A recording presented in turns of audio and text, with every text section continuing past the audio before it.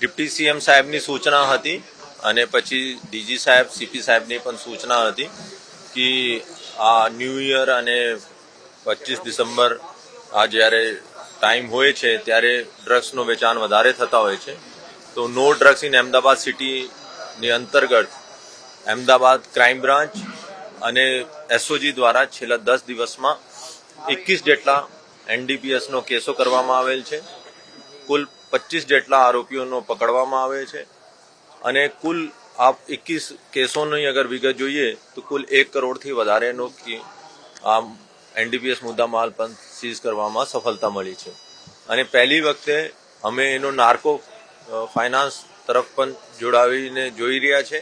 કોણ એનો ફાઇનાન્સ કરે છે, એની પ્રોપર્ટીઝ શું છે, કોણ પૈસા આપીને કેરિયરનો રાજસ્થાન મહારાષ્ટ્રથી મંગાવે છે અને અહીંયા કોણ કોણ વિતરણ કરે છે.